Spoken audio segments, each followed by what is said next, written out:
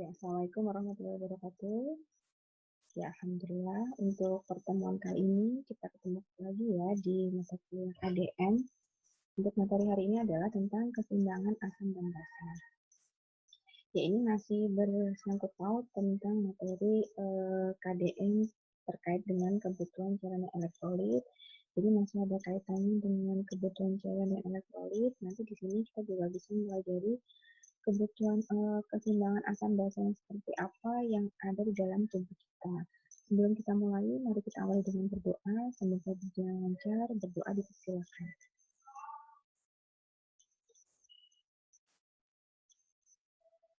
Ya, berdoa selesai. Ya, asam dan basa ini merupakan dua golongan zat kimia yang sangat penting dalam kehidupan sehari-hari.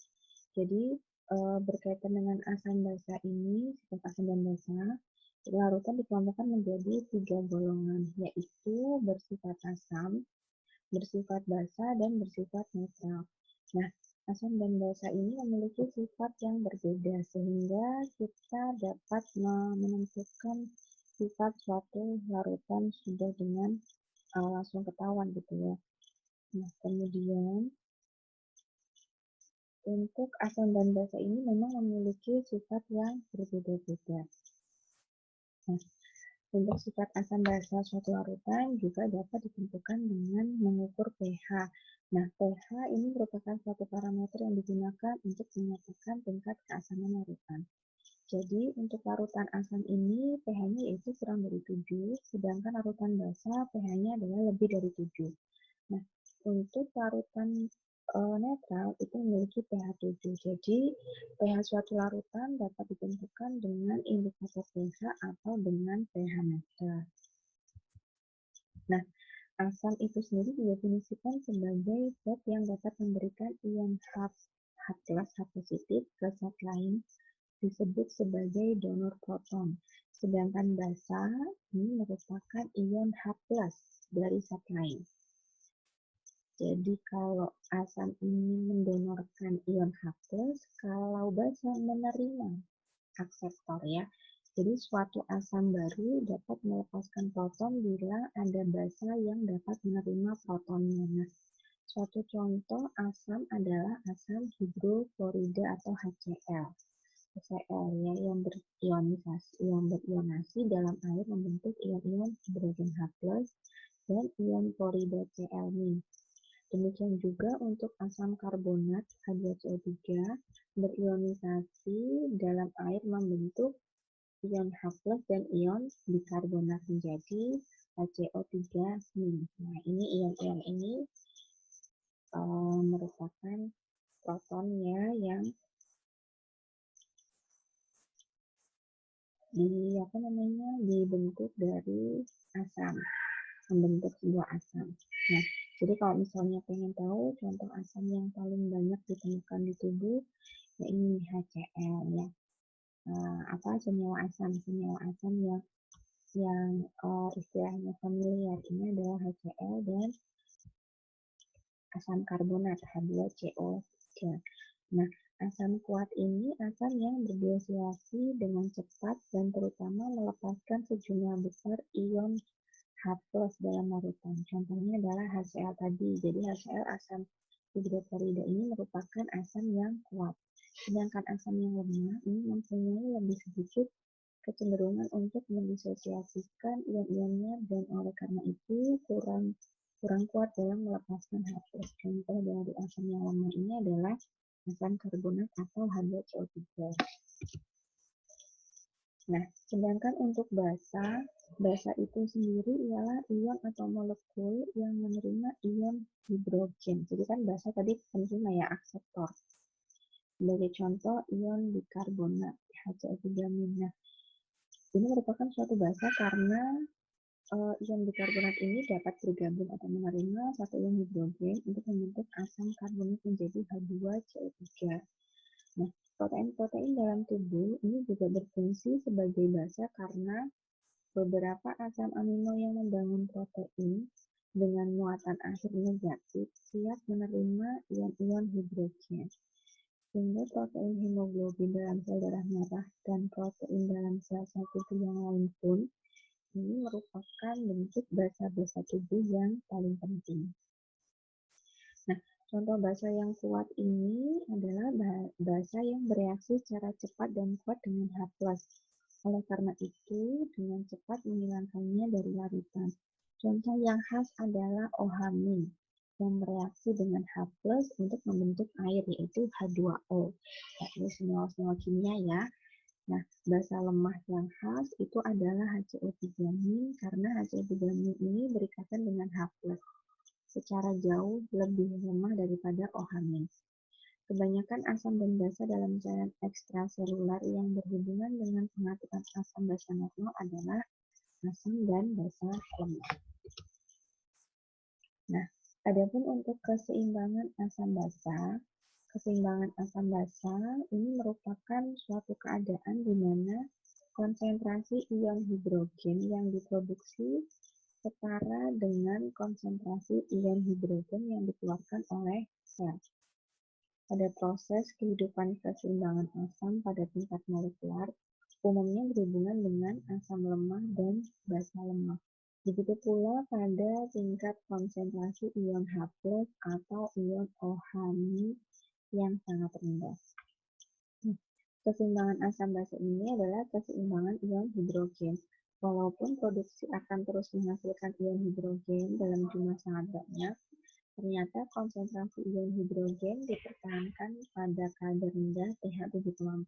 Nah, derajat keasaman pH darah manusia itu normalnya berkisar antara 7,35 sampai 7,45. Nah, sehingga tubuh manusia ini mampu mempertahankan keseimbangan asam basa agar proses metabolisme dan fungsi organ ini dapat berjalan optimal, karena memang dalam tubuh ini pasti ada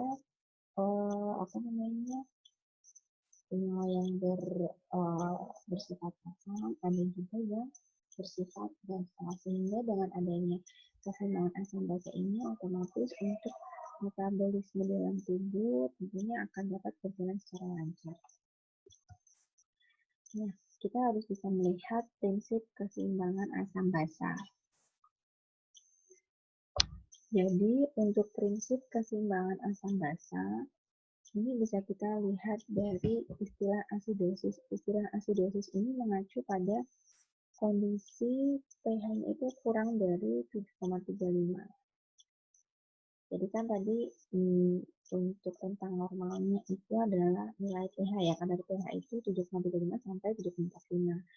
Jadi kalau kurang dari 7,35 itu adalah asidosis. Kalau pH-nya lebih dari 7,45 itu kondisinya namanya alkalosis. Nah, CO2 atau karbon dioksida ini adalah gas dalam darah yang berperan sebagai komponen asam. Jadi dia bersifat asam. CO2 merupakan komponen respiratorik. Nilai normalnya adalah 40 ml/Hg. Nah, sedangkan HCO3 atau bikarbonat ini berperan sebagai komponen basa. Disebut sebagai komponen metabolis, nilai normalnya adalah 24. Kemudian untuk asidosis ini diartikan terjadi peningkatan jumlah komponen asam atau berkurangnya jumlah komponen basa. Nah, untuk sebaliknya, alkalosis ini berarti terjadi peningkatan jumlah komponen basa, yang mana berarti berkurangnya jumlah komponen asam. Jadi jangan kebalik-balik. Di suatu kondisi individu atau manusia itu akan bisa terjadi atau mungkin muncul adanya kondisi asidosis, di mana kondisi asidosis ini adalah jumlah asam dalam tubuh itu lebih banyak, kurang. Kemudian alkalosis ini jumlah basa di dalam tubuh itu adalah lebih banyak, jadi tidak seimbang. Nah, asidosis dan alkalosis ini merupakan suatu gangguan keseimbangan asam basa. Nah, untuk tidak terjadi gangguan keseimbangan asam basa, memang perlu adanya pengaturan keseimbangan asam basa. Di mana untuk pengaturan keseimbangan asam basa ini dilakukan oleh pengaturan keseimbangan ion hidrogen dalam beberapa hal dalam tubuh, di mana pengaturan keseimbangan ion hidrogen ini sama dengan pengaturan ion-ion lain yang ada dalam tubuh. Contoh, harus ada keseimbangan antara asupan atau produksi ion hidrogen dan pembuangan ion hidrogen. Jadi harus seimbang.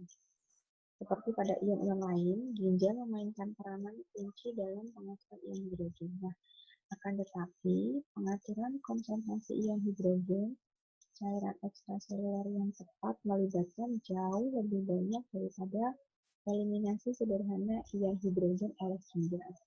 Nah, terdapat juga banyak mekanisme penyangga asam basa yang melibatkan darah, sel-sel tubuh yang lain, dan paru-paru yang perlu untuk mempertahankan konsentrasi ion hidrogen normal dan dalam cairan ekstraseluler dan intraseluler.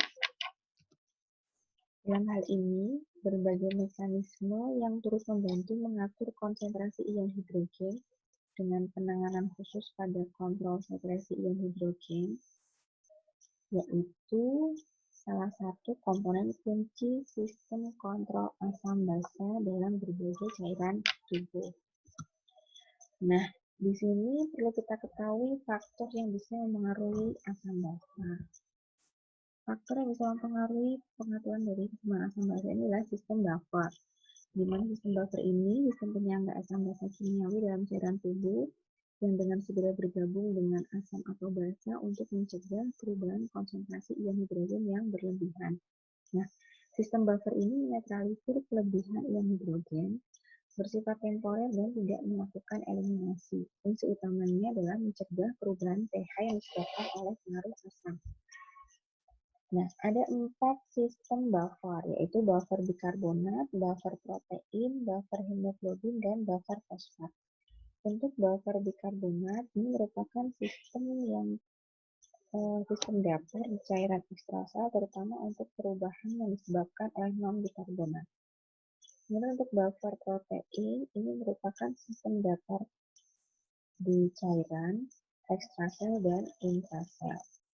Untuk buffer hemoglobin, ini sistem dapur di dalam eritrosit untuk perubahan asam karbonat. Nah, terakhir adalah buffer fosfat. Ini merupakan sistem dapur di sistem perpenihan dan cairan intrasel. Yang kedua adalah sistem paru. Paru-paru di sini berada di bawah kendali medula otak mengendalikan karbon dioksida dan karena itu juga mengendalikan kandungan asam karbonik dari cairan ekstraseluler. Paru-paru ini menyesuaikan ventilasi sebagai respon terhadap jumlah karbon dioksida dalam darah. Kenaikan dari tekanan parsial karbon dioksida dalam darah merupakan stimulan yang kuat untuk bisa melakukan respirasi atau pernafasan. Pada keadaan asidosis metabolik, frekuensi pernafasannya akan meningkat lebih dari frekuensi normal, lebih dari 16-23 kali per menitnya, sehingga akan menyebabkan eliminasi karbon dioksida yang lebih besar. Nah, pada keadaan alkalosis metabolik, ini kebalikan. Frekuensi pernafasannya malah menurun, menyebabkan penahanan karbon dioksida. Sehingga akan terlihat pada pasien yang alkalosis ini bisa terjadi tidak tertahan segera bisa terjadi untuk nafas ya, karena nafasnya memang lambat. Yang ketiga adalah sistem ginjal. Untuk mempertahankan keseimbangan asam basa, ginjal harus mengeluarkan anion asam non-volatil dan menggantikan HCl. Ginjal mengatur keseimbangan asam basa dengan sekresi dan reabsorpsi ion hidrogen dan ion bikarbonat. Pada mekanisme pengaturan ginjal ini berperan terhadap tiga sistem buffer asam karbonat, buffer fosfat, dan pembentukan amonia. Nah, kemudian selain kita harus bisa mengetahui tentang pengaturan keseimbangan asam basa, kita juga bisa perlu tahu adanya gangguan keseimbangan asam basa dalam tubuh seperti yang sudah disebutkan. Untuk kondisi kurang dari pH normal itu dikatakan asam, lebih asidosis, untuk lebih dari 7,45 dikatakan alkalosis. Nah, di sini bisa terjadi muncul gangguan yaitu asidosis respiratorik, di mana di sini merupakan keasaman darah yang berlebihan dalam darah karena penumpukan CO2 akibat dari fungsi paru yang buruk atau pernafasannya lambat. Nah, kecepatan dan kedalaman pernafasan ini akan mengendalikan jumlah CO2 dalam darah.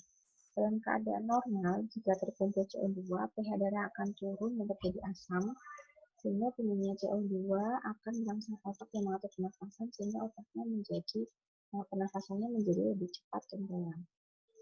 Asidosis respiratorik ini terjadi jika paru-paru tidak mengeluarkan karbon dioksida secara adekuat. Hal ini dapat terjadi pada pasien-pasien dengan penyakit berat yang bisa mempengaruhi paru-paru. Nah, jadi asidosis respiratorik ini dapat juga terjadi jika penyakit yang dialami oleh pasien ini berasal dari saraf atau otot dada yang menyebabkan gangguan mekanisme pernafasan.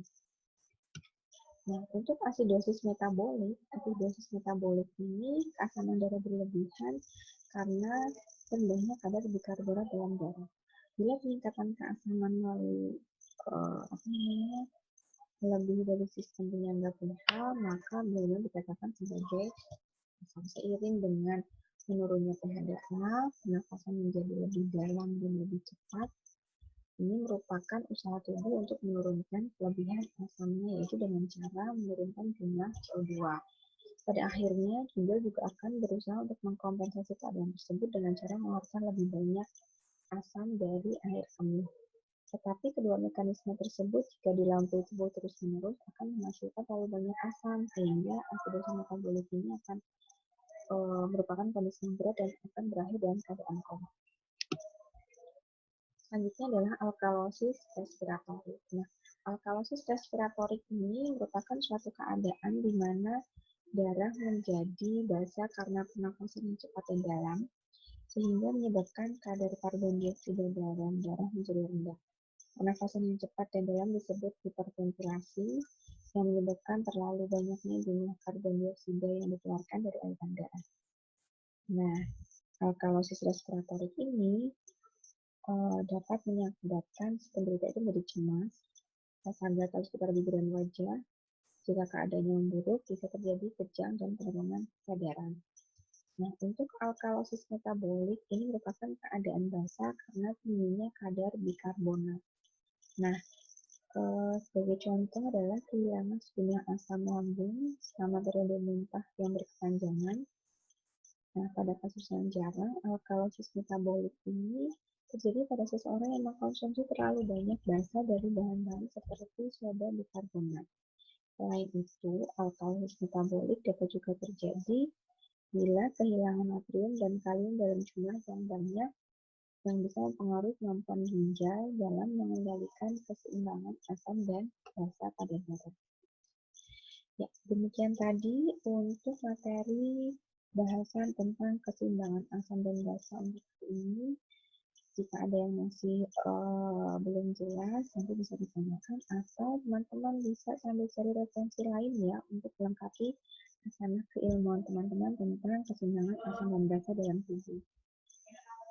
Pertemuan hari ini saya cukupkan. Sekian, saya akhiri. Wassalamualaikum warahmatullahi wabarakatuh.